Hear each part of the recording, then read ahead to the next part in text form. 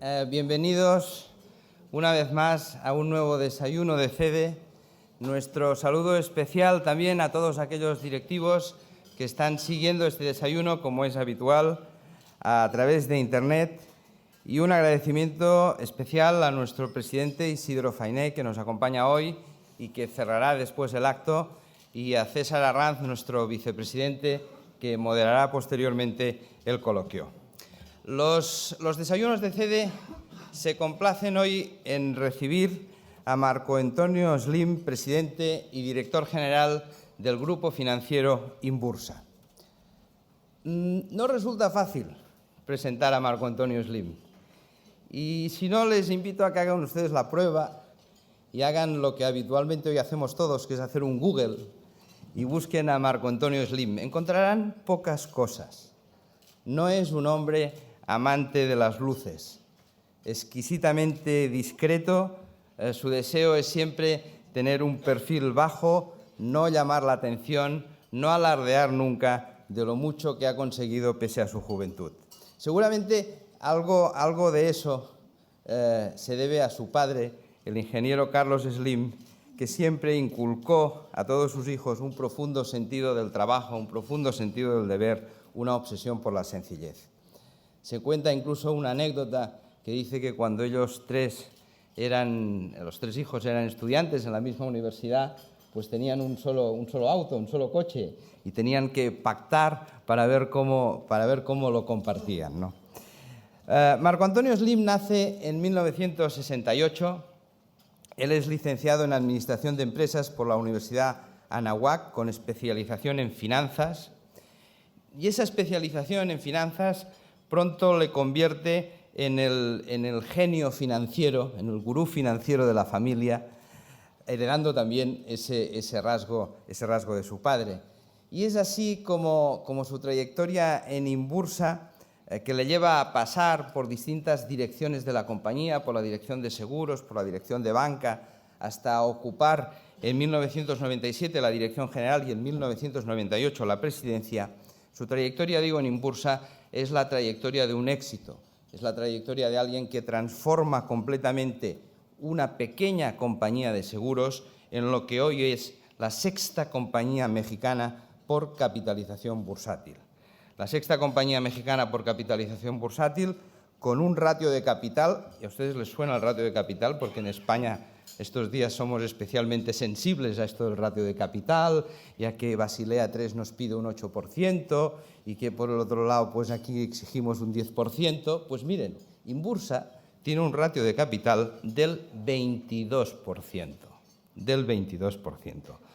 La menor morosidad del sistema financiero mexicano, a pesar de eso una cobertura de riesgos del 10% de su cartera y una cotización que este año está creciendo el 10% frente a un descenso del mercado del 5%.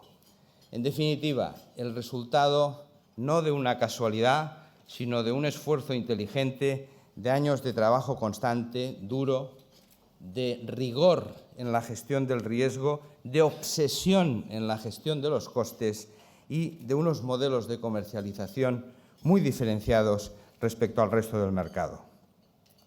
A este éxito en el sector financiero, el currículum de Marco Antonio Slim añade una gran visión global. Como miembro de los consejos de administración de Grupo Carso, SERS, Telmex, Ideal y Fundación Carlos Slim, él participa activamente en sectores tan dispares como la construcción, las infraestructuras, la minería, las telecomunicaciones o la distribución comercial. Estamos, pues, ante alguien que tiene una gran visión global. Y en los tiempos que vivimos eso no es un activo baladí, es un gran activo. Los especialistas serán necesarios en los próximos años, lo serán siempre, pero lo que verdaderamente resultará imprescindible en España, en Europa y en el mundo serán hombres con visión global, directivos que sean capaces de dar a sus decisiones y a sus análisis esa visión global que permite ver todas las alternativas posibles, sobre todo en situaciones difíciles. Marco Antonio tiene esa visión global. Él preside además un proyecto que les quiero mencionar porque aprecia especialmente: el Instituto Carlos Slim de la Salud. En esta faceta es donde encontramos al hombre comprometido con su país y con la firme convicción de devolver a la sociedad parte de lo conseguido. Es esa idea de capitalismo social que en CEDE nos resulta tan familiar, porque tantas veces nuestro presidente nos ha hablado de ella como una bandera que tenemos que tener los directivos siempre en el día a día de nuestras decisiones. En ese sentido, el Instituto es pionero en trasplantes de órganos, lidera diversos grupos de investigación y, entre otras cosas, colabora activamente con el Instituto de Bill y Melinda Gates en vacunación infantil. Estos son los rasgos principales de un empresario audaz, innovador, de un gestor prudente y, sobre todo, de un trabajador incansable. Cuando se le pregunta a Marco Antonio cuál es su diversión habitual, cuál es su hobby habitual, ¿saben cuál es su respuesta? Inbursa. Ese es su hobby, esa es su diversión. Y cuando se le pide cuál es su pasión, siempre aparece su familia, su auténtico tesoro. Hoy tenemos la suerte de tener entre nosotros a Jimena, su esposa, y lo que no tenemos es a sus 4 hijos que comparten con ellos ese tesoro de su familia. También nos acompaña su hermano Carlos, a quien le agradecemos también mucho que esté hoy con nosotros. Bien, ya lo ven, familia, trabajo, país, trabajo, familia, da igual el orden, da igual el orden. Son los 3 ejes de un joven empresario que vuela alto y que desde una solvencia repleta de sencillez suma para multiplicar y hace lo difícil. Convendrán conmigo que seguramente no es nada fácil apellidarse Slim y tener la capacidad, tener el tesón, tener la voluntad de ganar día a día el prestigio con una fuerza personal que es su auténtico compromiso. Déjenme que termine con unas frases suyas, con unas declaraciones que hacía hace poco a una revista en la que decía: las enseñanzas de mi padre las aprendemos cada día con su ejemplo, pero la base es siempre tener un fuerte compromiso, tanto en lo personal como en los negocios. Los empresarios somos administradores temporales de riqueza. Por eso debemos seguir 3 principios: el servicio y la cercanía al cliente, la eficiencia y el estar siempre atentos a las necesidades de nuestra gente. Marco Antonio, te agradecemos enormemente que en este viaje a España hayas podido regalarnos este tiempo, esta mañana, para compartir tu experiencia, tus inquietudes y para tener la satisfacción de que ocupes hoy esta tribuna de los directivos españoles. Muchas gracias y te escuchamos con atención.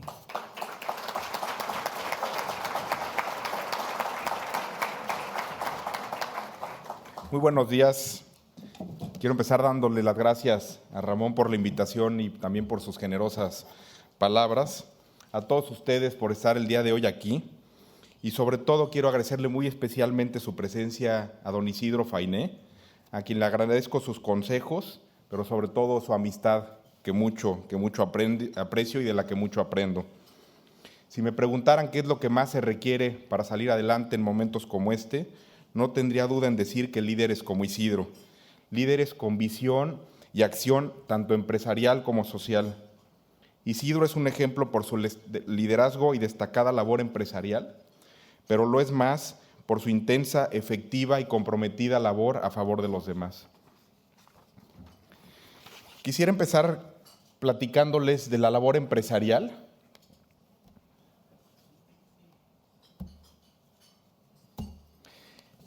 Tratando de explicar lo que es el grupo en esta parte de la actividad de los negocios.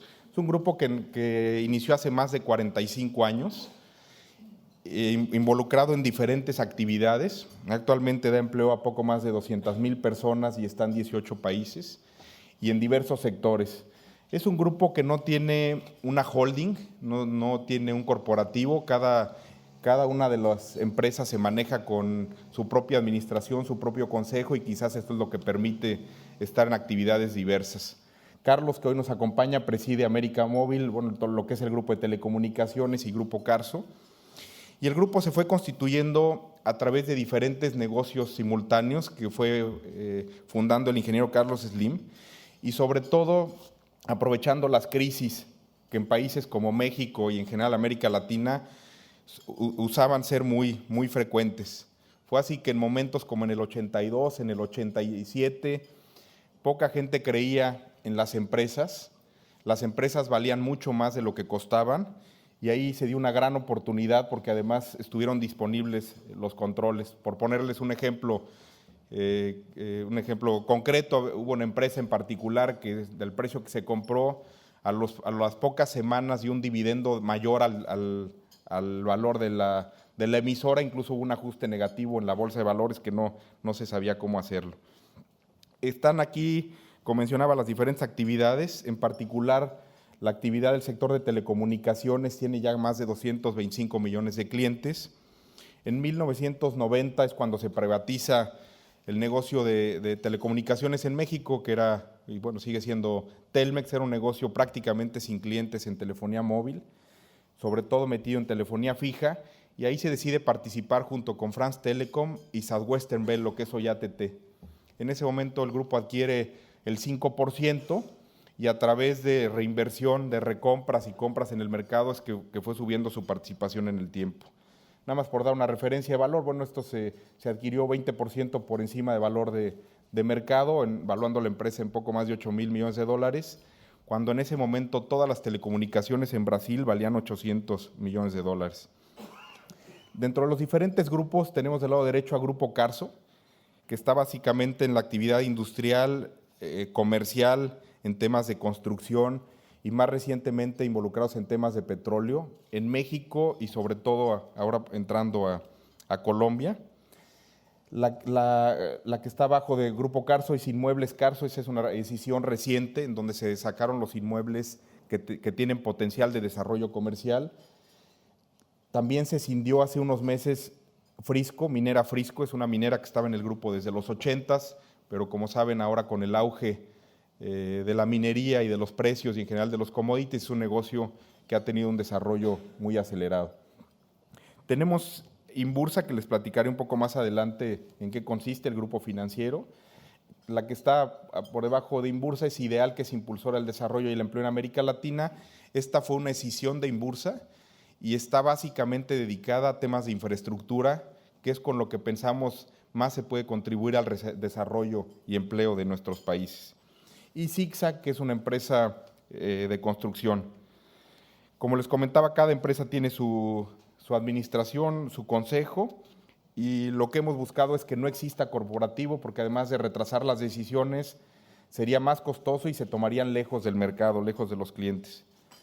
Comentarles también que este año se están haciendo inversiones por más de 10,000 millones de dólares en los diferentes países.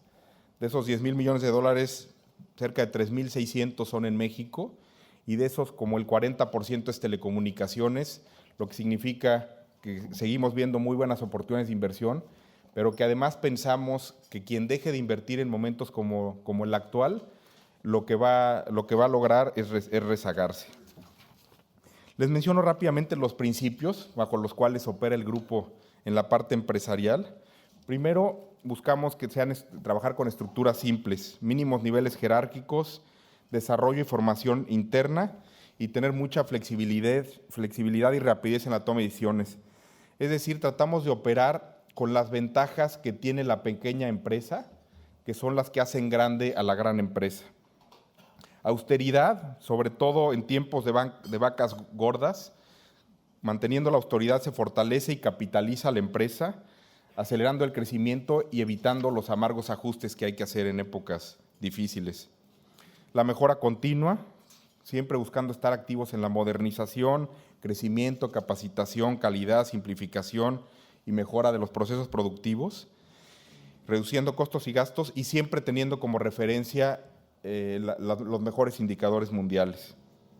Buscamos tener el mínimo nivel de activos improductivos, ponernos retos que sean importantes, pero convencidos que trabajando unidos y teniendo claro hacia dónde vamos, no hay retos con los que no podamos cumplir.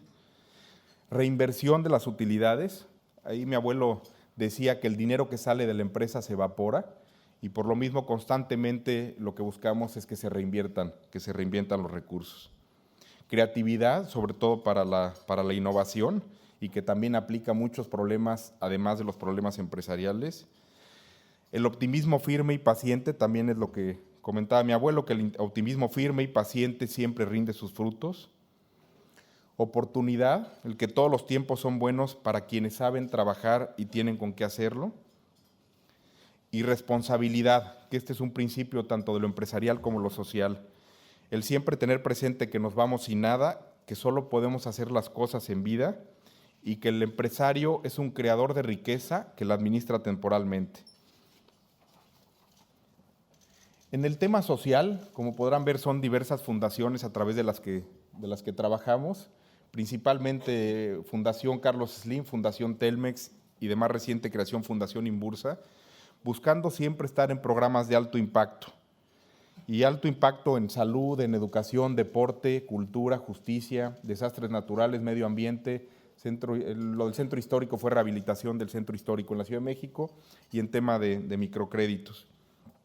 La Fundación Inbursa se creó en conjunto con la Caixa y sobre todo buscando qué podíamos hacer de programas en donde hubiera un conocimiento mutuo, experiencia positiva y que también pudiera resultar de alto impacto.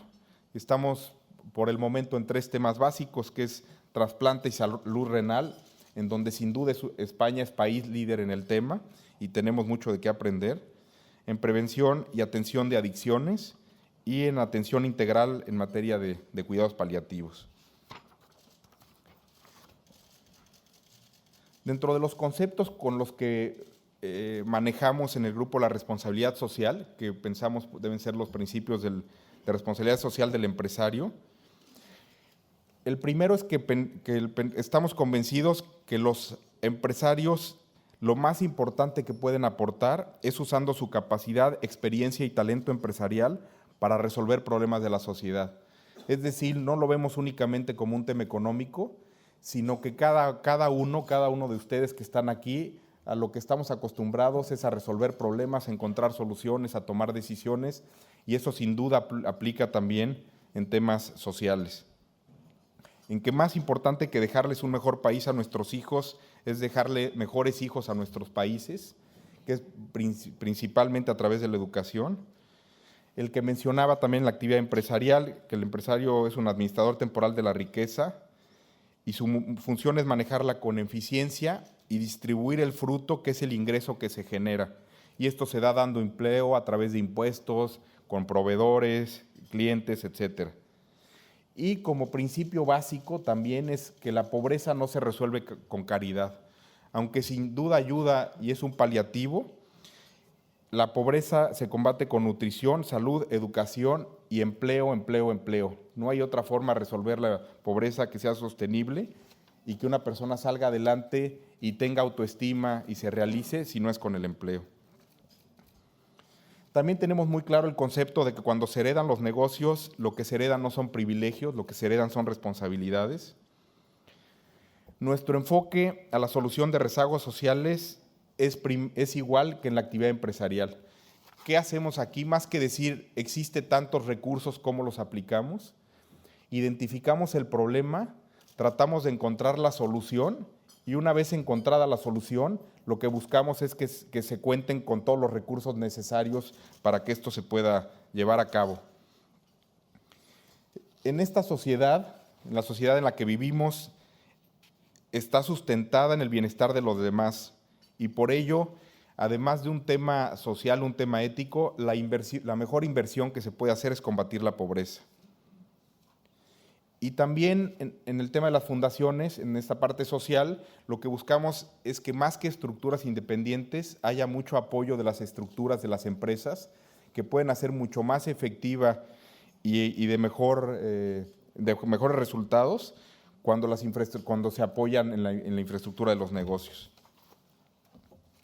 Pasando a lo que es Inbursa, la parte del grupo financiero, me voy a ir un poco rápido en esta parte, pero se funda en 1965 con la Casa de Bolsa.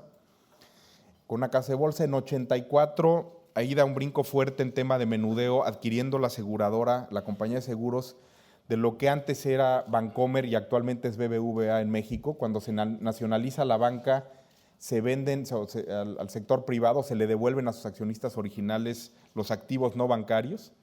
En ese momento está disponible la compañía de seguros y es cuando se incorpora para incrementar la presencia en la banca de menudeo. En los 90 se privatiza la banca en México, después de la nacionalización que había habido años atrás. Se decide no participar en esta privatización, sino crear un banco nuevo, y es el Banco Inbursa que se funda en 1993. Se han venido creando otras subsidiarias, de destacar en el 2008 la asociación con la Caixa, que es un paso muy importante para Inbursa en el desarrollo del negocio. Y por último, en 2010, la parte de negocio automotriz, financiamiento automotriz de Chrysler en México. A diferencia de lo que se está viviendo ahora, sobre todo en los países desarrollados, en México la crisis bancaria fue en 1995. Fue cuando hubo una catástrofe financiera, hubo un rescate muy importante de la banca y en ese momento muchos de los bancos requirieron apoyo gubernamental, cambiaron de control y en el caso de Inbursa se mantuvo con el mismo grupo de control sin ninguna necesidad de liquidez. Quizás la diferencia más importante en la crisis bancaria de ese entonces con la actual es que subieron mucho las tasas de interés en lugar de haber bajado como fue ahora. Y lo que provocó fue que una cantidad muy importante de los clientes ya no les fuera posible pagar, no solo por pérdida de ingresos, sino también porque la deuda creció mucho más allá de su capacidad. El grupo financiero se compone de 4 actividades principales. No trabajamos como una holding con distintos negocios, sino como si fuera una sola empresa con diferentes productos, ligados a la banca comercial, a administrar activos, a seguros y a banca de inversión. Y como se maneja es, más que contando con una gran infraestructura de sucursales, contamos con poco más de 15,000 asesores financieros que trabajan en ir y ofrecer los productos directamente al cliente. Algunos datos rápidamente de Inbursa: tiene un capital de poco más de 5,000 millones de dólares, pero lo que más destaca es que cuenta ya con más de 8 millones de clientes y aquí es donde está la principal base de crecimiento con el potencial de banca cruzada. En banca comercial estamos con 14% de participación de mercado. Comentaba ya Ramón algunos datos como las reservas, que son 11% de la cartera, y en la parte de administración de activos son poco más de 91,000 millones de dólares. Y quizás destacar que en cuanto a fondos o sociedades de inversión, Fondo Inbursa, que se fundó en 1981, en los últimos 29 años, el promedio de rendimiento ha sido del 20.4% anual en dólares. Seguros tienen una base muy importante de clientes y en banca de inversión, principalmente lo que buscamos a través de capital de riesgo es apoyar a empresas con alto potencial, con buen management, en buenos segmentos, que lo que requieren es de capital para acelerar su desarrollo. Como información dentro de la posición de Inbursa en el mercado, en el capital es el 11% del sector, 5% los activos y 8% de la cartera. Como mencionaba, la parte importante está en crédito a empresas. Reservas, tenemos casi el 20% de las reservas del sector. El beneficio total fue del 9.3%, la participación sería un poco superior, pero cada año buscamos crear 2.5% del promedio de la cartera, crearlo en reservas, para ir acumulando un balance muy, muy sólido. Aquí podemos ver el desarrollo que se ha tenido, y aquí de manera importante con la relación con la Caixa, el empuje con la Caixa, y aprovechando también los años de crisis, que como comentaba, pues esos son los años donde vemos mucha oportunidad. En sucursales prácticamente las triplicamos y terminales de punto de venta también la multiplicamos por varias veces. Pero quizás lo más importante a mencionar es la cartera de crédito.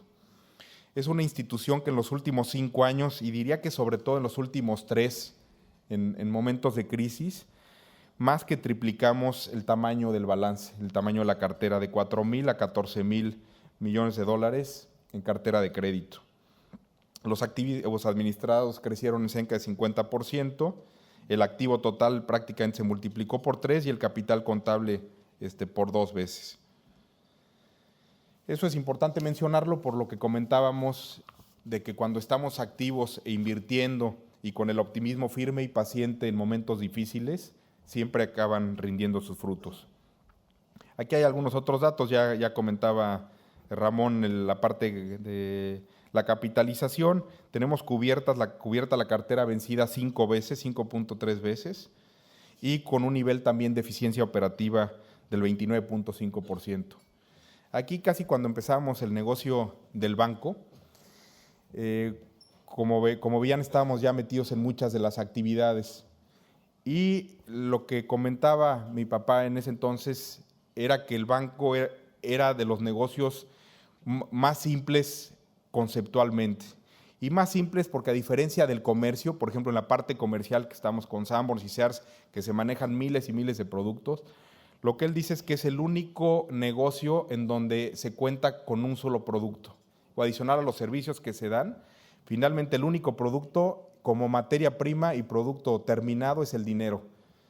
Y eso es lo que debería de hacer, manejando prudentemente la institución y cuidando mucho la eficiencia operativa y el servicio, que fuera algo no tan complejo que a veces se vuelve cuando se trata de sofisticar mucho con productos complicados o con derivados complejos, que a veces son difíciles de entender incluso qué riesgos se están tomando. Pasando a la parte económica, que creo que es lo que puede ser más de interés para ustedes, lo que quisiera es dividirla básicamente en dos, en lo que son los países desarrollados, que no todo aplica exactamente para todos los países desarrollados, pero como un criterio general, y por otro lado, los países en desarrollo. ¿Cuáles son los pendientes de los países desarrollados? Por supuesto, las finanzas públicas, que tienen que entrar a un tema importante de reducción de déficit, pasivos insostenibles de pensiones y de salud, los sistemas financieros, que algunos se han venido ya corrigiendo y algunas instituciones ya están capitalizadas, pero falta sobre todo las medianas o de menor tamaño, la rigidez laboral, el trabajar más en la productividad, y la productividad, además de un tema de negocios, creo que se vuelve también un tema personal importante. Yo creo que una persona, cuando se le mide por productividad y no solo por estar ahí, eso también crea autoestima, crea retos, crea pasión por el trabajo y crea ganas de superarse y de ser mejores. Creo que el tema de productividad es algo en lo que hay que trabajar fuertemente. El desempleo, el alto nivel de endeudamiento de gobierno, empresas y personas. Dentro de las alternativas que son casi obligaciones, porque tampoco creo que haya mucha opción de no hacerlo, se encuentra, por supuesto, reducir el gasto. Aquí mencionaba lo de las pensiones y el tema de salud. En las pensiones también seguimos trabajando, aunque se han hecho modificaciones en algunos lugares del mundo, de subir la edad, seguimos trabajando como si fueran épocas de esfuerzo físico, como si siguiéramos en la época industrial en donde lo que importaba era el esfuerzo físico y no el conocimiento y la información. En épocas del conocimiento y la información, no hay duda que la gente que ahora se retira a 50, 60 años, hasta 70 años, están en su mejor momento para una civilización como la actual, y sin embargo se busca el retiro, que además de ser pérdida de un gran activo para cualquier institución, creo que hace que, me atrevería a asegurar sin tener los números, pero me atrevería a asegurar que la gente cuando se retira vive menos que la gente que sigue trabajando, además de que probablemente tenga más problemas familiares. Aunque seguramente a mi esposa le gustaría que estuviera más tiempo en mi casa, si me retiro y estoy todo el día ahí, seguro habría problemas. Entonces, en el tema de salud, creo que sobre todo hay que avanzar con nuevas soluciones, y es parte de lo que comentaba Ramón, que estamos viendo en el instituto, con temas de genómica, porque ha pasado de ser una problemática de enfermedades baratas, infantiles, en donde se ha reducido fuertemente la mortalidad, a hacer enfermedades ya de edades más altas, enfermedades más complicadas y más costosas. Obviamente buscar subir el ingreso. El ingreso pues, se sube básicamente por la parte fiscal, pero creo que puede haber un tema importante en venta de activos. Y creo también que no hay mejores reformas fiscales para ningún país que el crecimiento económico. Finalmente, el gobierno o la sociedad es socia de las empresas en un porcentaje de las utilidades y entre mejor les vaya a estas, mejor le va al país. Las tasas de interés, que aquí creo que es muy importante ser cuidadosos en que se mantengan bajas, incluso con inflación, a menos que la inflación venga por demanda del consumidor, por realmente capacidad de compra, pero si es una inflación por precios importados, el subir las tasas de interés revalúa la moneda, encarece la deuda de los gobiernos, de las empresas y de las personas. Y creo que una alternativa también que sería muy mala sería tratar de resolverlo con inflación, porque iría totalmente en contra de lo que se necesita. Lo que se necesita es que haya más consumidores y no que la gente tenga menos posibilidades de comprar. Las fortalezas, que son muy importantes para el desarrollo de los países, es el nivel educativo con el que se cuenta, el mercado interno tan importante, el nivel de tecnología, el PIB per cápita, como mencionaba, las bajas tasas de interés, las instituciones, que tienen instituciones muy sólidas, y la infraestructura que se ha creado. Pasando a México y América Latina, pero que incluye también, creo, los puntos, los países en desarrollo, como pueden estar también en Asia. En América Latina contamos con 590 millones de personas con 27 años promedio. ¿Qué ventajas tiene América Latina? Sistemas financieros muy sólidos, finanzas públicas sanas, muy importante el acceso a financiamiento a tasas como nunca antes habíamos visto y a largo plazo, la edad de la población, los recursos naturales o bienes primarios en precios altos, el turismo y el que nos encontramos en proceso de subir del desarrollo. El que si logramos hacer bien las cosas en 10 o 15 años se puede romper la barrera del subdesarrollo al pasar a un PIB de arriba de $10,000 per cápita, 10,000, 12,000, quizás 15,000 dependiendo de la distribución del ingreso. Si se logra romper esa barrera, se entra en un ciclo de progreso y un país desarrollado nunca vuelve a ser subdesarrollado. Por más crisis que haya, con crisis importantes puede haber decrecimientos 1 año, 2 años, pero finalmente se recuperan y nunca lleva a niveles a regresar a como se estaba antes. ¿Cuáles son los retos en América Latina, en México y en los países en desarrollo? Sin duda el capital humano que es salud y educación. La salud, obviamente, para que se pueda contar con capacidad de estar activos, y la educación como un pasaporte al progreso. La educación es lo que le da a la gente oportunidad de ser empleable, lo que lo vuelve mejor oferta de trabajo y, por otro lado, mejor alternativa o mejores posibilidades de superarse. El capital físico, que es sobre todo la infraestructura. La infraestructura lo que hace es que recorta distancias físicas y de bienestar. Y es un gran momento porque se tienen los recursos disponibles y se tienen los rezagos, como es el caso de infraestructura, que son oportunidad, que son totalmente viables, que existe el dinero, generarían mucho empleo y si eso se hace bien, ayudaría mucho al crecimiento. Seguridad física, seguridad jurídica, cuentas públicas. En cuentas públicas el reto principal es tratar de que se diferencie y ya no se haga contabilidad de flujo en los países, como si fuera cualquier tienda menor, ¿no? Tiene que ser una contabilidad más parecida a la empresarial, porque no distingue el gasto de la inversión. ¿Qué pasa al no distinguir el gasto con la inversión? Que muchas veces políticamente es más conveniente gastar que invertir por el corto plazo, y en el balance o en las finanzas del gobierno se ve exactamente igual.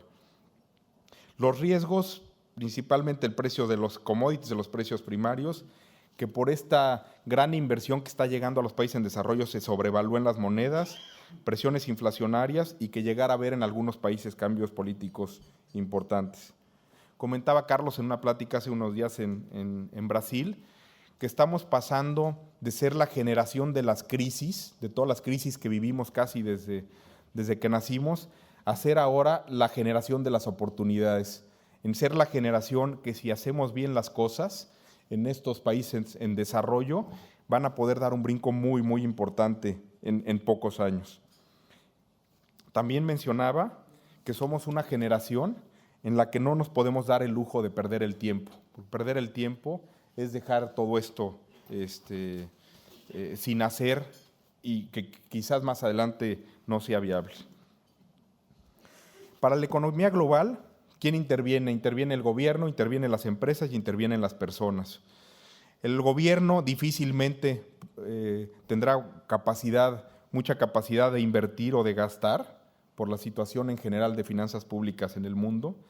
Las empresas y las personas, sobre todo las personas detonadas por las empresas, son quienes en realidad tenemos esta posibilidad de invertir y crecer con empleo. ¿Cuál es el papel o cuál pensamos que debe ser el papel de cada quien y teniéndolo muy identificado?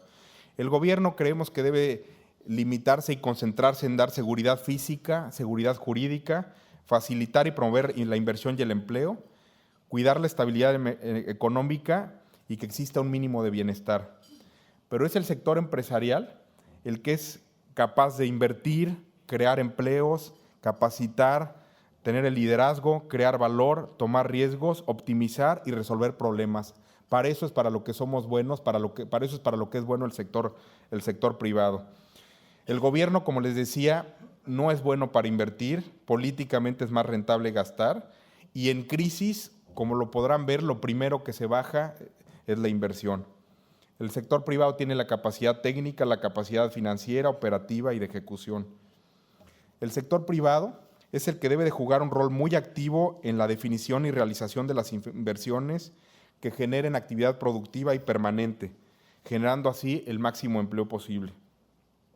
El sector privado es un detonador de la inversión productiva y crea las actividades donde se generan empleo, ingresos, demanda y con ello mayor inversión, creando así un círculo virtuoso.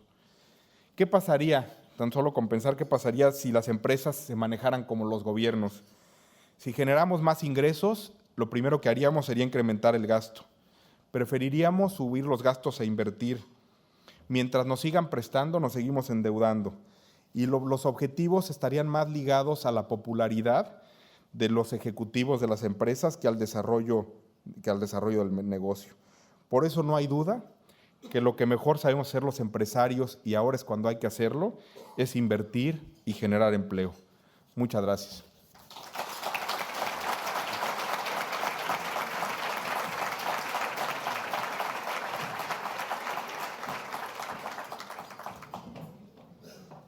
Muchísimas gracias, Marco Antonio, por tu brillante y excelente presentación.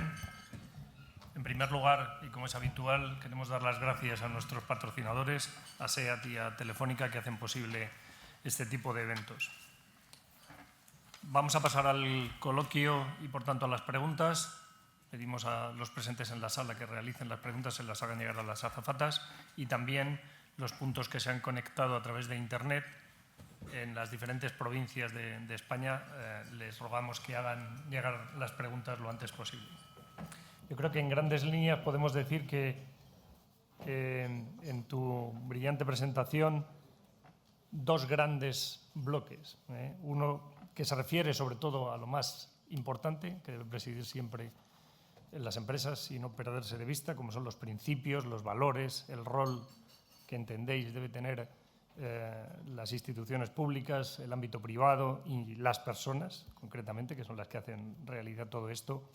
Y otra parte verdaderamente importante y espectacular relativa al desarrollo de vuestro grupo y al perímetro y las actividades, que yo creo que es suficientemente explícita. Yo creo, antes de empezar con las preguntas, me gustaría decir que lo que yo por lo menos personalmente sí he visto es que vuestro padre ha sido el fundador de todo este grupo, es un grandísimo emprendedor, yo creo que eso es evidente, pero sobre todo los principios y los valores que creo y aparecen en vuestras presentaciones que han empapado, han permeado todo el grupo y todas las actividades, sobre todo lo que se refiere a ser emprendedores, a la transmisión de esos valores en todos los estamentos y niveles del grupo, la temporalidad del gestor. Esto es importante porque hay gente que entiende que la gestión le pertenece y esto es un grave problema. La herencia no solo de los activos, sino sobre todo de las responsabilidades, lo cual todavía es, yo creo, más de agradecer. La austeridad que preside, digamos, vuestras decisiones. Hay otro tema importante que, aunque se ha pasado un poco de soslayo, que es el optimismo firme y paciente, que os decía, creo que has comentado tu abuelo. Yo creo que lo de paciente tiene una doble connotación y habría que desgranarla, que es el largo plazo. Hemos visto que esta crisis se ha generado en los mercados financieros precisamente por la impaciencia, por la avaricia, etcétera, donde el corto plazo ha primado siempre sobre el largo. Yo creo que esa frase que has dicho y en lo que se refiere a paciente se refiere mucho más a esa visión de continuidad, sostenibilidad y largo plazo. Y desde luego otro elemento que a mí me ha llamado la atención es que la pobreza no se resuelve con caridad, sino con trabajo, con lo que yo creo que en eso estaríamos probablemente todos de acuerdo. Y como último punto estaría la descentralización de la gestión, porque no tenéis una holding. Has dicho concretamente que la holding lo único que hace es retrasar las decisiones y las decisiones están descentralizadas, con lo cual el modelo yo creo que corresponde a una racionalidad bastante inteligente. Sin más, vamos a empezar con las preguntas. En principio, tenemos una pregunta que dice: ¿qué percepción tiene el sistema financiero y español?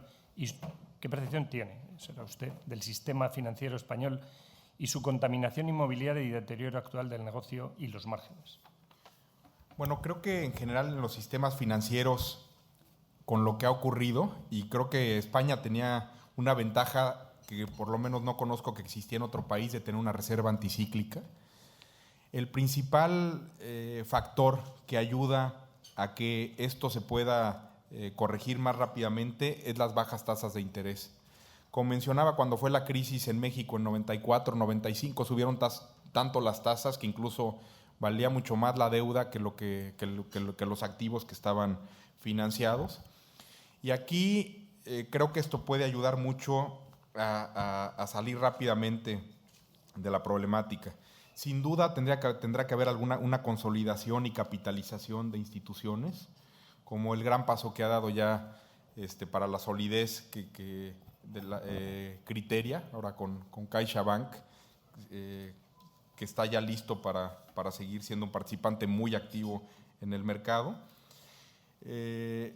Y esto, bueno, se tendrá que ir resolviendo también en el tiempo, y habrá instituciones que pues seguramente difícilmente o al menos por sí mismas no podrán salir adelante si tendrán que consolidarse con algunas otras. Muy bien. Una de las preguntas que nos ha llegado por internet dice: muchas gracias por sus consejos y su visión empresarial. Ha hablado de responsabilidad social. ¿Cómo ha afectado a su juicio la crisis de responsabilidad social corporativa? ¿En qué momento o cuál es el momento de bajar la guardia? La segunda, un poco confusa. Pues yo creo que nunca es momento de bajar la guardia, ¿no?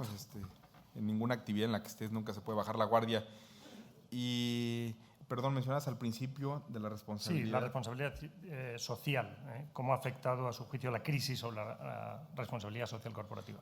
Pues quizás lo que pueda ser positivo en el tiempo es que la crisis pueda hacer que tengamos más presente la responsabilidad social, y sobre todo que nos ayude a ver la importancia de que el sector empresarial esté más metido en resolver, proponer y atender problemas sociales, que creo que se puede hacer con mucha eficiencia, pensándolo y actuando a lo que estamos acostumbrados, como mencionaba, a trabajar con problemas y encontrar las soluciones. Entonces, básicamente diría que puede ser un muy buen momento para que lo usemos también como oportunidad para estar mucho más involucrados en la responsabilidad que tenemos para el desarrollo social. Creo que la principal responsabilidad del empresario es la generación de empleo.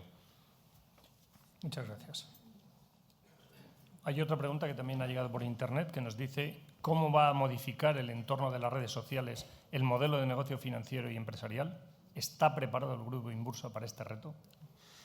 Sin duda creo que va a haber un cambio, o ya lo está viendo, no como un negocio distinto, al menos no lo concibo así, sino como un instrumento más de poder estar más cerca y hacerle más fácil al cliente la relación con cualquier institución. Ahí seguramente, bueno, ya la parte de banca por internet es un tema importante, y aquí también ha sido ejemplo lo que ha podido hacer la Caixa en todo lo de operación electrónica, y estamos aprendiendo de ello. Y lo que el móvil, lo que el teléfono celular pueda también ser útil para operaciones financieras, para transacciones bancarias, para consultas, pagos, etcétera. Creo que ahí es donde puede haber una evolución importante, y sobre todo en países como México, en donde el nivel de bancarización es bajo y el mecanismo de las redes sociales y los mecanismos electrónicos pueden hacer muy eficiente el poderle llegar a las personas que antes era muy difícil y costoso poderlo hacer con la infraestructura tradicional bancaria.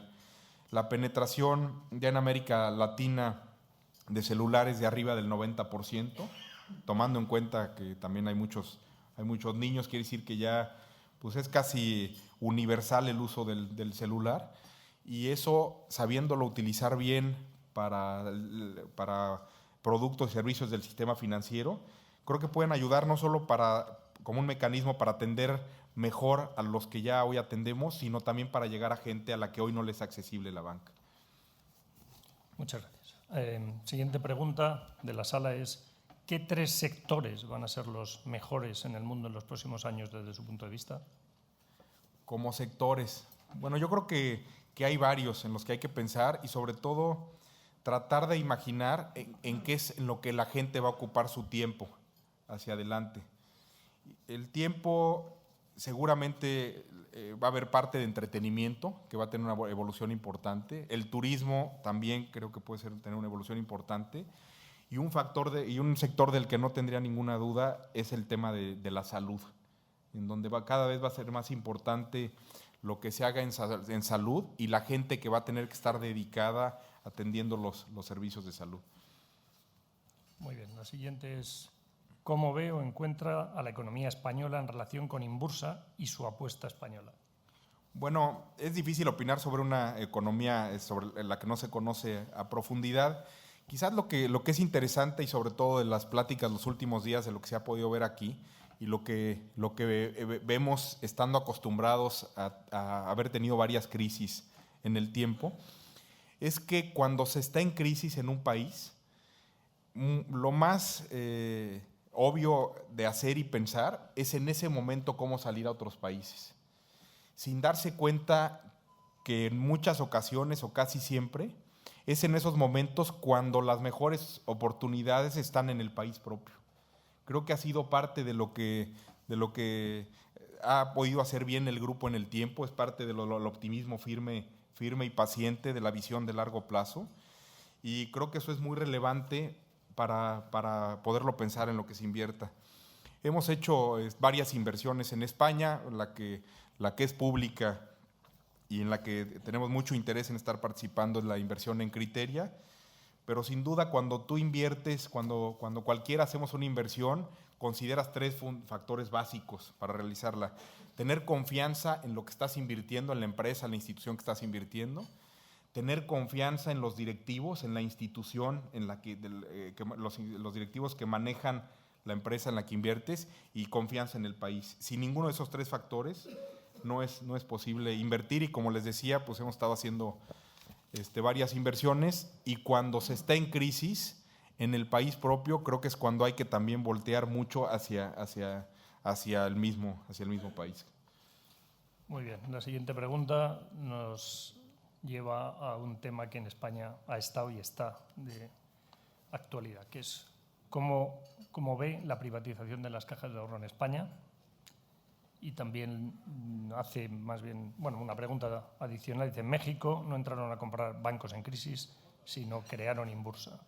En España, ¿hasta dónde llegarán con CaixaBank? Son 3 preguntas. En el tema de lo de las cajas, pues creo que lo importante es ver cómo se capitalizan y se fortalecen. y sin duda un vehículo importante es estar en el mercado. No puedo hablar mucho de las cajas por no tener mucho conocimiento, pero de los grupos que les mencionaba, de cómo está conformado el grupo y las distintas actividades, cada una de las empresas son públicas y cotizan en el mercado. Eso ayuda también a tener cierta disciplina, a que tengas muchos ojos sobre el negocio, ojos externos, dando recomendaciones, haciendo preguntas, haciéndote reflexionar. Y por lo mismo, en los sectores en que participamos nosotros y lo que hemos hecho de las actividades empresariales, siempre ha sido muy importante que sean empresas públicas. El otro tema era lo de... En España, ¿hasta dónde llegará con Caixa? Bueno, lo que les podría comentar es que tuvimos la asociación en 2008 con la Caixa. Es una asociación en la que cada vez estamos más entusiasmados, no solo por la actividad empresarial, sino porque nos damos cuenta de las similitudes de los grupos en su manejo y de los conceptos sociales, de los conceptos de responsabilidad. Y eso nos permite ser muy afines. Hemos tenido mucho apoyo de la Caixa para lo que se está haciendo en Inbursa en el tema de menudeo, y sin duda lo que podría comentar pues, es que ha sido muy atractivo para nosotros el poder invertir ahora y participar también acá con este gran grupo. Otra pregunta dice si el grupo Carso tiene en sus proyectos de inversión en cuenta redes sociales o profesionales, como por ejemplo LinkedIn específicamente. Pues no sé si Carlos quizás nos podría comentar un poco más sobre lo de redes sociales, de lo que estamos haciendo en redes sociales. Por favor. ¿Funciona? Sí.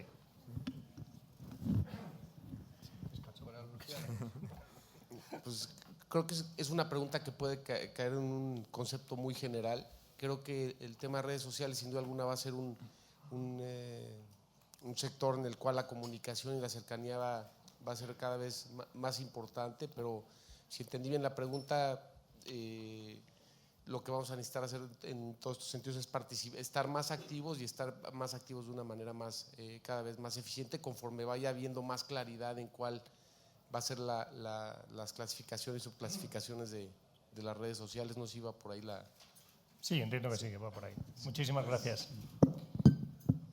La siguiente es imposible no vincular la crisis al sector financiero. Y la pregunta es, ¿cómo va a quedar el panorama financiero mundial a medio-largo plazo? ¿Está el futuro en Latinoamérica? Bueno, yo creo que cualquier país para tener un desarrollo sostenible necesita de un sistema financiero fuerte, de un sistema financiero sólido, ¿no? El sistema financiero se vuelve una parte importante del desarrollo, porque finalmente ayudamos a las empresas a poder invertir y así generar mayores empleos y tener una mejor perspectiva, y a las personas también a poder tener un patrimonio, a que su ahorro pueda crecer en el tiempo y pueda tener acceso a bienes que de otra forma no podría. Entonces yo creo que sin duda al final acabaremos con un sistema financiero en general en todos los países sano y sólido. En algunos llevará más tiempo que en otros. Habrá sin duda consolidación y habrá menos instituciones, pero que quedarán muy, muy fuertes para seguir muy activas. Muy bien. La siguiente, esta es un poco especial. Dice, ¿cuáles son a su juicio los puntos pendientes que tiene España y qué retos se plantean en España?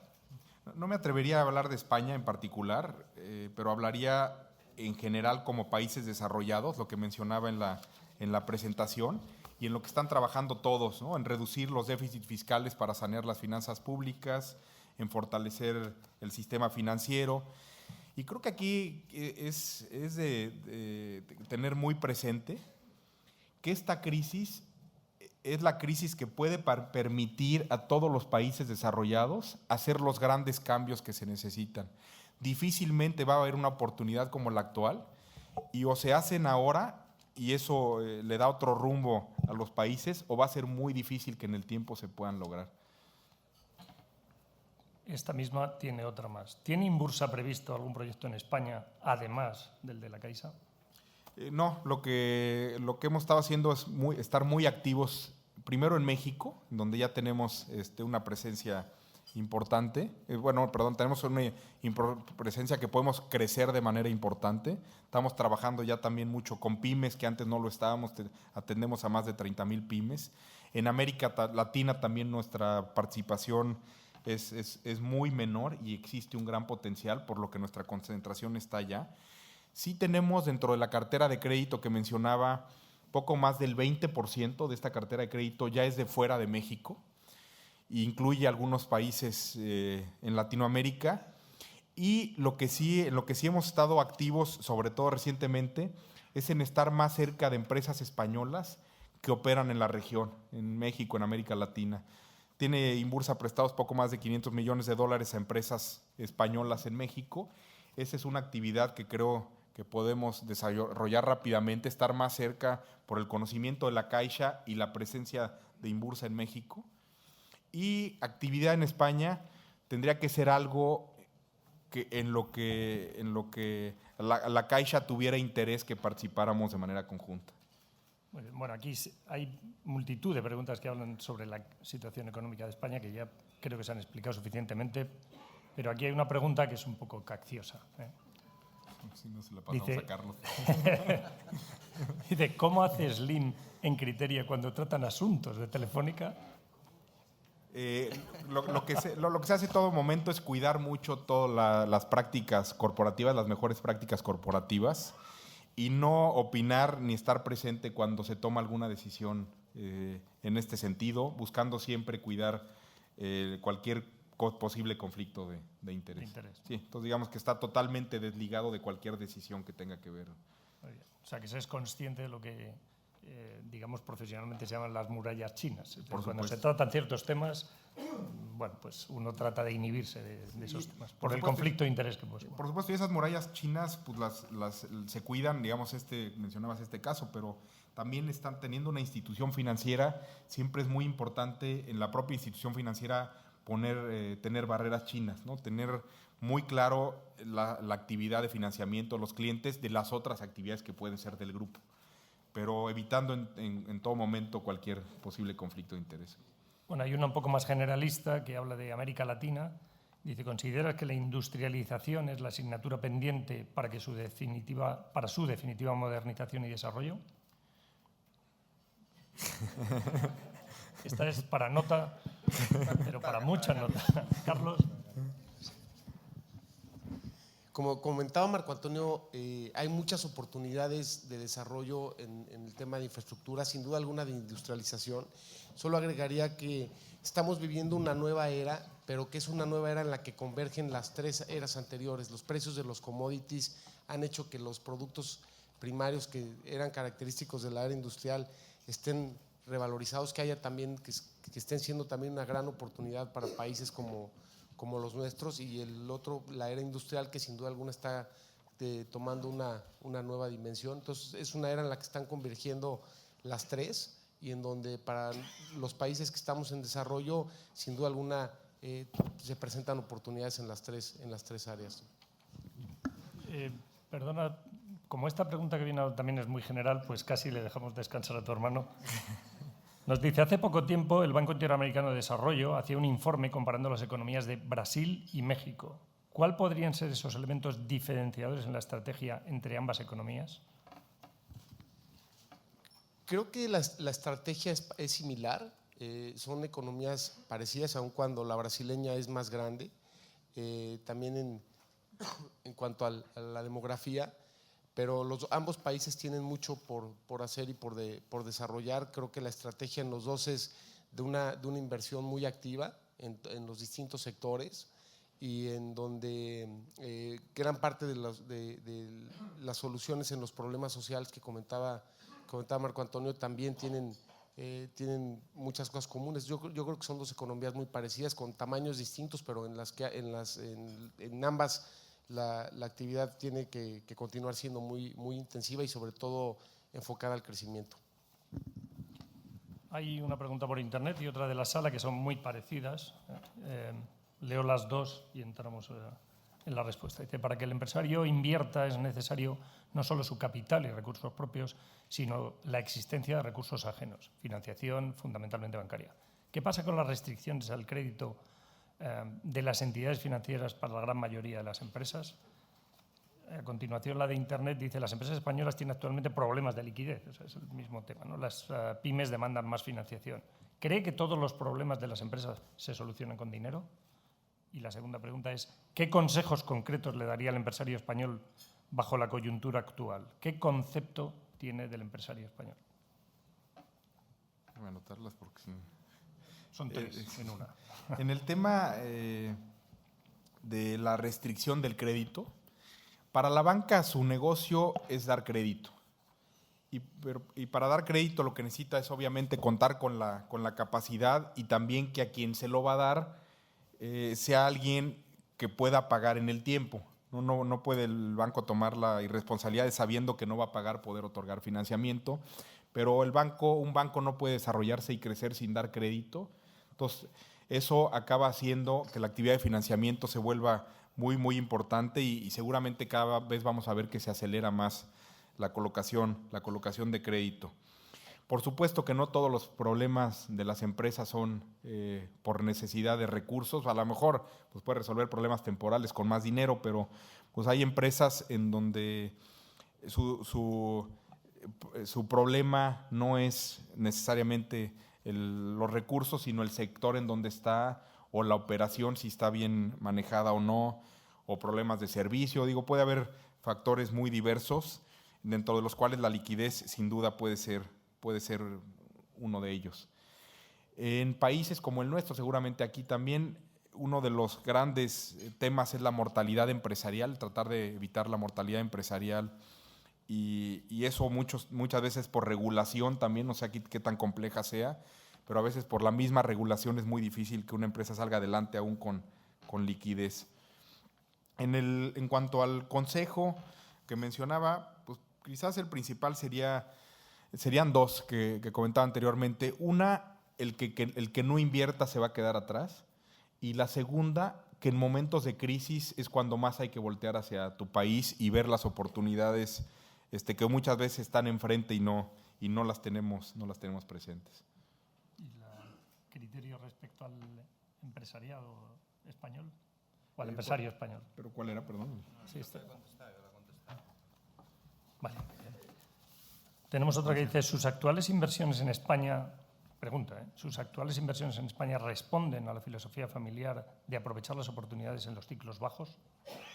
Por supuesto que responden a la filosofía de aprovechar oportunidades, y con los tres conceptos que mencionaba, teniendo confianza en la empresa, en sus directivos y en el país, y siempre con una mentalidad de largo plazo. Perdón, regresando también al tema de liquidez, que quizás valga la pena comentar y que va ligado a la visión de largo plazo en las empresas, es que creo que se ha caído por estar muy ligados a los reportes de corto plazo y a la administración de corto plazo. Se ha estado muy enfocado a ver cómo tomar decisiones que pueden hacer mejorar pues los valores o las condiciones en los mercados de corto plazo. Y muchas veces no se considera o no lo suficiente el si esto puede comprometer o no el futuro, el largo plazo, el desarrollo. ¿A qué me refiero? Me refiero principalmente en el tema empresarial, en donde, como mencionaba, dentro de otros de los principios, en cuanto a que el dinero que sale de la empresa se evapora, a que muchas veces se privilegia el dar dividendos, el repartir recursos, que pueden en algún momento llegar a tener a las empresas en un nivel de deuda, que si no las pone en una situación difícil, al menos les puede complicar el poder aprovechar oportunidades importantes. Entonces creo que siempre, como consejo también de lo que me comentabas del empresariado, siempre es muy importante que las empresas estén sanas, con liquidez, y como mencionábamos en lo de las vacas, de las épocas de vacas gordas, que sirvan para capitalizarse y no para teniendo muchos recursos, sacarlos del negocio y dejarlo en una situación más apretada.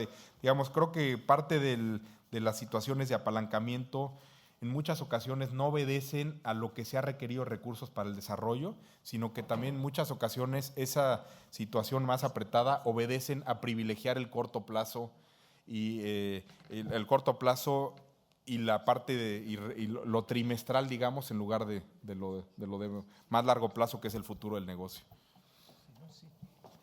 Muy bien, la siguiente pregunta es: el escenario concreto mexicano, la convergencia entre la tecnología de telecomunicaciones, el audiovisual y el entretenimiento ha llevado a una colisión entre el grupo de la familia Slim y Televisa y Televisión Azteca, por otro lado. ¿Cuál es la visión particular sobre este escenario y su evolución? Esa le pediría también a Carlos, que está en la parte de telecomunicaciones, si comenta algo. Yo nada más comentaría, la convergencia es un hecho que se está dando en todos los países, es de llevarle a los clientes más y mejores servicios en mejores condiciones, y es a lo que han llevado las nuevas tecnologías. Creo que finalmente la oferta tanto de nuevos servicios como de condiciones será lo importante, y el que la gente pueda tener más acceso a todo este tipo de cosas. Bueno, vamos a hacer las dos últimas preguntas, pero las vamos a ligar en una sola. Dice: están ustedes en la segunda generación empresarial y han quedado claros los consejos que recibieron. ¿Cree que cambiarán en algo para la tercera generación? Y la ligo con otra pregunta que hay, que dice: ¿qué recomendación le daría a los jóvenes que comienzan su formación en el mundo financiero? Bueno, en cuanto a la primera, el reto es la tercera generación, pero creo que eso es, o lo vas consiguiendo con lo que se va haciendo desde pequeños. Para una sucesión adecuada hay 3 factores principales que hay que definir claramente: el humano, el patrimonial y el operativo. Y el humano, ahí es en donde desde chicos hay que ser conscientes de la responsabilidad, no hacer comparaciones que luego se vuelvan un problema en el tiempo, y siempre buscar que cada uno haga lo que le interese. A nosotros siempre lo que nos dijeron fue que si nos queríamos dedicar a los negocios, nos dedicábamos a los negocios; si nos queríamos dedicar a otra cosa o a no hacer nada, nos dedicáramos a no hacer nada. Que finalmente, si no haces por lo que tienes vocación, que es con lo que va también para la parte de la pregunta de los jóvenes, si no haces lo que tienes vocación, acabas echando a perder tu vida y acabas echando a perder el negocio. Entonces, siempre haciéndolo bajo un principio de responsabilidad, no de un principio de privilegio, y te acabas dando cuenta qué es lo que más te permite superarte, realizarte, el poder hacer una actividad en la que aportas, en la que puedes contar con buenos equipos de trabajo y en la que en el tiempo vas aportando también a la sociedad a través del empleo. En los jóvenes, creo que en la primera etapa, bueno, pensar siempre qué es lo que les interesa acabar haciendo, pero no pensaría yo en buscar un empleo totalmente ligado a esa actividad desde el principio, sin un empleo o el estar involucrados en alguna institución en donde te permita aprender de diferentes temas. Tratar de no desde el principio estar en algo muy especializado, sino en algo más abierto que te permita tener un panorama más amplio, y que eso después te lleve a en lo que puedes acabar trabajando. Y también, que creo que es algo que hay que considerar como jóvenes, no llegar pensando en qué sigue, ni llegar pensando en que ya sabes, en que ya sabes las cosas. Si llegas pensando en qué es lo que sigue, lo único que haces es no hacer bien lo que en ese momento estás haciendo, y eso mismo te impide seguir adelante. Te mete un obstáculo, una barrera para tu propio desarrollo. Muy bien, muchísimas gracias por tus brillantes respuestas. Yo creo que para cumplir con un hito que en este tipo de desayunos es el cumplir con el horario, estamos en un momento límite, y pediríamos por favor a nuestro presidente, a don Isidro Fainé, que nos va a dirigir unas palabras.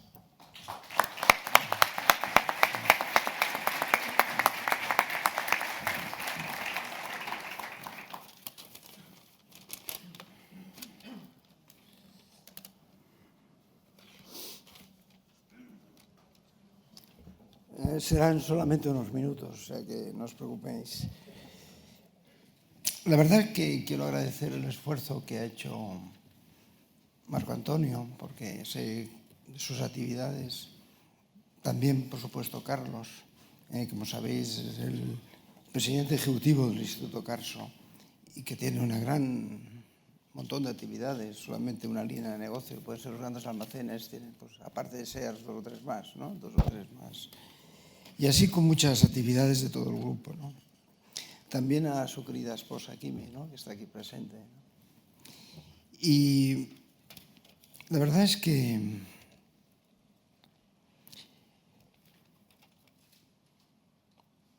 tener aquí a estos directivos, en este caso, hijos de Carlos Slim, es un lujo. Es un lujo para la CEDE, es un lujo para todos nosotros, ¿no? Porque es como si abriéramos las ventanas y entrara un aire fresco en un momento difícil y nos estimulara a seguir trabajando en lo que estamos haciendo, ¿no?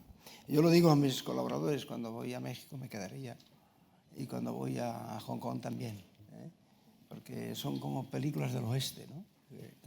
Está todo por hacer y vas haciendo cosas y aquí estamos pues también haciendo una gran actividad, remando a veces contracorriente, pero con menos, el fruto cuesta de ver, ¿no?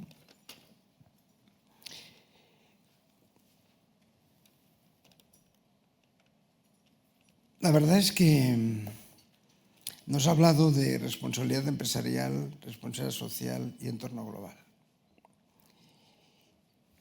Como dicen en el CUT de Roma, visión global y acción local, ¿no? Y esto es lo que, de alguna manera, pues ellos hacen mejor que nadie, ¿no? Mejor que nadie.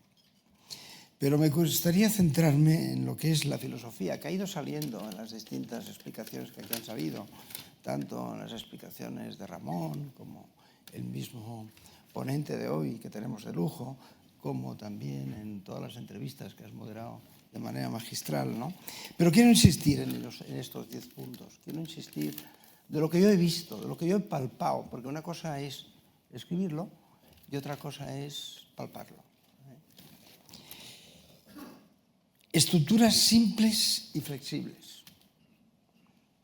En una época donde hemos hecho todo lo contrario, estructuras complejas que para tomar una decisión fichamos a los mejores directivos, los formamos y luego para comprar un lápiz hay que hacer 27 emails. Perdonad, pero esto pasa. Estoy exagerando, pero todos me entendéis, ¿no? Este grupo funciona como si fueran empresas pequeñas, con responsabilidad, con decisión, sin grandes conglomerados. Quiero distinguirlo porque es un hecho muy sencillo, muy difícil de hacer, pero para esto hace falta confiar en las personas, confiar en los directivos. Y a veces, hoy en día carecemos de esto, ¿no? Reuniones, las que queráis, siempre mareando la perdiz y no dedicando el tiempo a lo que hay que dedicar, a la gestión. Productividad y competitividad. Ellos están continuamente, porque lo he visto, comparándose con los mejores. No viviendo de la historia, no inflándose como los pavos reales del éxito, ¿no? No, comparándose continuamente, intentando, lo has dicho tú, me parecía, Marco Antonio, esta mejora continua.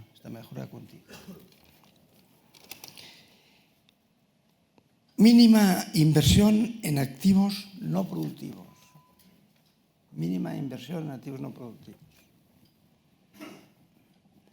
Es que se nota, cuando yo voy, tú haces de chofer, tengo un lujo, o Carlos Slim. Y aquí, a veces, todos un aparato, ¿no? Vemos todos con un aparato. Esta falta de sencillez, ¿no? Despachos correctos, sobrios, de categoría. Pero es que esto se nota, ¿no? Por eso es muy importante, digo, que conozcan a las empresas, que conozcan, porque viendo las cosas, mucha gente decide hoy, claro, todo el día reunidos, todo el día con emails y con informes, luego no se conoce la realidad. Ratios, sí, ratios 3.000, pero no la realidad. Y como dice aquel viejo refrán español, el ojo del dueño engorda el caballo, ¿no? O sea, que hay que ver las cosas. Reinvirtiendo los beneficios. Todo lo que es este grupo es una acumulación de trabajo que se ha traducido en beneficios y que se ha reinvertido en la propia empresa. Esto es este grupo. Vamos, solamente hay que estar, vamos, con Carlos, con vuestro padre, y bueno, saca ya una sábana de datos y tiene las cifras en la cabeza de todo tipo de detalle. Te dice, mira, en minería para cubrir los costes con medio gramo por tonelada cubro ya el coste, ¿no? Y por cada mina, por cada cosa, y así con todos los detalles. Creatividad empresarial. Estoy diciendo esto últimamente bastante. En la vida hay momentos que tienes que plantearte dónde estoy y dónde quiero ir y qué voy a hacer para ello. Tienes que planteártelo. Y hay dos maneras. Oye, hay un tema que no me la juego. La seguridad, el camino de la seguridad paralizante. Esta existe. Es muy cómoda. Oye, no me manejo, oye, quédate aquí, no te mojes, no contradigas al jefe, procura pasar desapercibido. Ese es un camino. O está el otro, lo que yo llamo el poder del riesgo creador, la creatividad. Romper moldes, romper estructuras y hacer aquello que tienes que hacer, porque si no, no saldrás adelante. Y esto es lo que en este grupo se ve, ¿no? Todos los días. No hay retos imposibles. Son frases de ellos. No hay retos imposibles. Y además es verdad. Cuando uno se propone hacer una cosa, la hace. La hace. Todos los tiempos son buenos. Todos los tiempos son buenos para hacer cosas. Incluso los tiempos de crisis. Mucho más, como luego veréis, por otro punto que os diré, en tiempos de crisis. Si está todo por hacer, perdonar, está todo por hacer. Si en la era comercial estamos en el paleolítico todavía, si en servicios hay que crear millones de puestos de trabajo, si en ventas, en abrir mercados, si el mundo está abierto, nos está esperando. ¿Cómo van a ir bien nuestras empresas sentados en una silla confortablemente, con el ordenador, con el teléfono no sé qué, con la maquinita no sé cuántos, con el no sé qué, con la televisión? Oye, entre más aparatos, peor. Más aparatos, peor.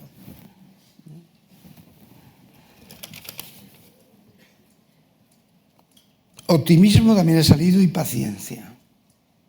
Paciencia. Hombre, hay que ver la botella medio llena siempre. Siempre hay que ver la botella medio llena. Siempre hay que sembrar esperanzas. Los directivos, si no sembramos esperanzas, ¿quién las va a sembrar? ¿Quién las va a sembrar? Los que están a nuestro alrededor respiran por nosotros. Si nosotros somos unos cenizos, parecerá un cementerio.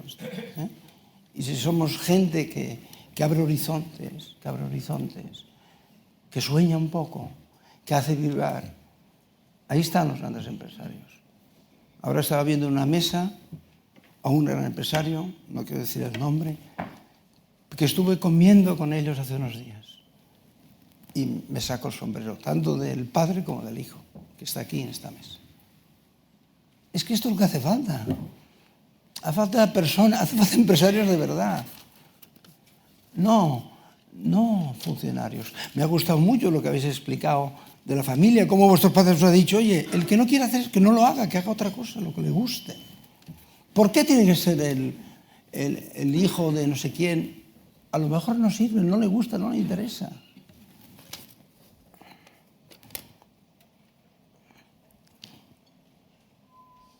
Ya no hablo de la política de austeridad, que antes ya me he referido, pero sí le he querido comentar porque la mejor manera de enseñar a los directivos es con austeridad.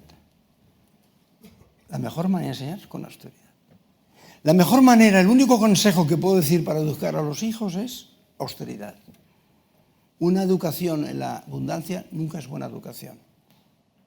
Lo de los 3 en el coche, esto es austeridad. Y en los directivos a veces, pues eso, parece que anchas Castilla.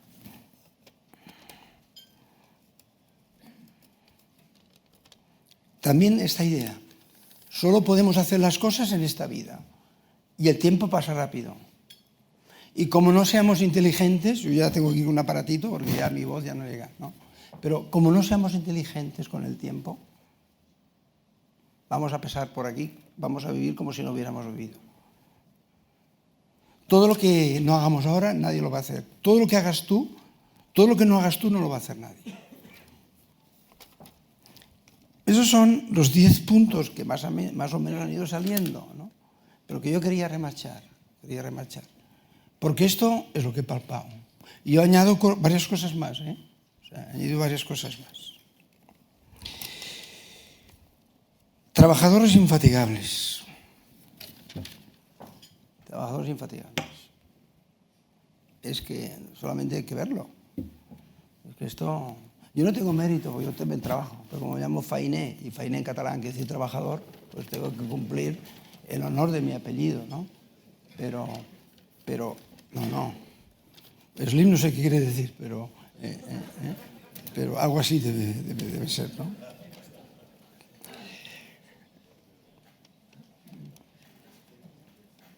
Ya viene de don Julián, del abuelo. El abuelo ya, el abuelo, el padre, los hijos. Continúa, ¿no? Continúa. Coraje. Yo lo he oído decir al señor Slim. En tiempo de crisis es cuando menos riesgo hay. Fui a visitar con él un proyecto inmobiliario en el centro de México, el tema inmobiliario que también lo lleva este señor. En el centro de México, un proyecto inmobiliario que te quedas, vamos, asustado. En plena eso, nadie se atreve. Ya lo tiene todo vendido. Es que o uno es audaz. Si vas con la corriente, acabas mal, porque claro. Vamos, perdonar que utilice esto. Yo estaba, como sabéis, estoy en Telefónica y tenía Terra en una época y estaba de moda esto de las nuevas tecnologías y el portero de casa todos los días me decía, oiga, ¿compro Terra o no compro Terra? Digo, no lo compre, que eso no es para usted, no es para usted. Y un día me dijo, he comprado, y ha ganado el 30%. Le digo, bueno, pues venda rápido. No lo vendió. Digo, ¿cuánta razón tenía, señor? Perdí 3 millones de pesetas, pues.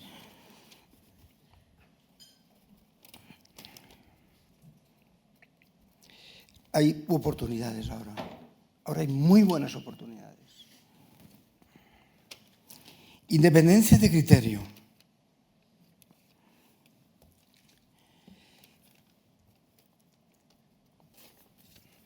Tiene su criterio. Lo sigue y es fiel a él. Cuando ves a un directivo que depende de qué le habla, cambia, mal asunto. Porque aquello no está asumido, ¿no? Y lo defiende hasta el final. Y cuando tiene problemas, pues le da la vuelta. Con calma. Motivando equipos. Permite errores. Si tú delegas, hay errores. Hombre, ya procura que sean pequeños, lo tenéis montado para que sean pequeñitos los errores. Pero esta libertad de poder equivocarse. Es que el que no trabaja, claro, no se equivoca. Hay gente que para tomar una decisión, bueno, tienes que empujarlo casi, ¿no? Sentido social. Bueno, no solo para mí la obra social, lo he dicho siempre, no solo es la creación de empleo, 200.000 empleos directos, sino también los indirectos que tiene son 300.000. 500.000 de personas viven de la iniciativa de una persona y pueden colmar todas sus ilusiones. Y además, como habéis visto, un montón de fundaciones dedicadas a muchos temas. Y es verdad, lo que tú decías y lo dije, bueno, porque hay una anécdota que él conoce bien, ¿no? Porque, para que os deis cuenta de la obra social. yo realmente invité a Carlos Slim a dar una conferencia en Barcelona. Y, o sea, habían 500 personas y luego tenía un acto de becas, que nosotros repartíamos aquel día 120 becas. Y yo, estando en México, me dijo, oye, mañana tienes que hablar tú, tenemos que repartir becas. Y dije, bueno, ¿y cuántos son? 200, 300, 11.000 becas. Y tengo que hacer yo el discurso, 11.000 becas. Pues ya 4 o 5 horas menos de sueño, ¿no? Preparando, que digo, 11.000 personas. Porque cada año reparten becas, no sé si era los que sacan mejor, sacan sobresaliente de todas las materias. Y había este acto, aquello que me parecía el estadio del Barça. Cuando entré, pues me encontré con el... Pero fijaros, en becas, en cualquier tema, en temas sociales, trasplantes de riñón, ahora la pobreza. O sea, la actividad social, si la miráis por internet, os quedaréis asombrados de este grupo. Y una gran pasión por la familia, una gran pasión por la familia. He podido comprobarlo, lo orgulloso que está de sus hijos. Él no lo dice, pero... Y de su padre, y de su familia. Todavía conserva, estuvo un día hasta las 2 de la madrugada, aquel día que comí en vuestra casa con toda la familia, pues viendo los detalles de su padre. Mírate esto, mira qué me decía, mira esto otro, ¿no?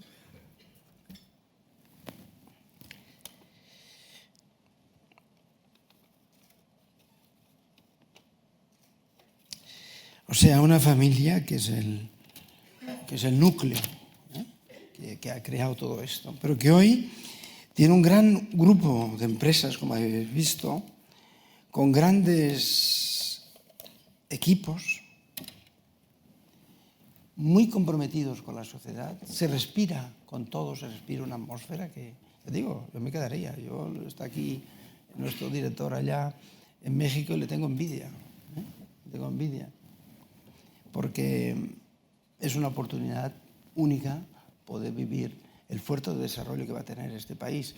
Antes comentábamos un mapa aquí con Carlos y se ve todo el mundo, ¿no? Qué zonas del mundo se desarrollan. Entonces se ve muy claro, pues, un fuerte desarrollo en la China y en la India, crecimientos, como sabéis, del orden de cerca del 10%. Luego, un crecimiento de más del 5% en unas grandes partes del continente, por supuesto toda América Latina, por supuesto todo el norte de Europa, también partes de África. El mundo está creciendo, ¿eh? El mundo está creciendo. Ahora estamos como metidos en un pozo y le pasa como al sapo, ¿no? Que está dentro del pozo y solamente ve lo suyo. Pero el mundo está creciendo. El mundo está creciendo. Y saldremos y creceremos. Y saldremos adelante.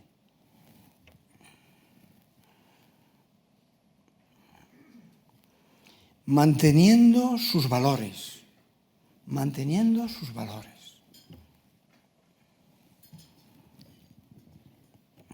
¿Eso del estilo compadre? No. No. Manteniendo sus valores. Y ahí están los grandes éxitos profesionales, ¿no? Y todo ello con discreción, sin ruido. Siempre digo mucho una frase, ¿no? Ni el ruido hace bien, ni el bien hace ruido.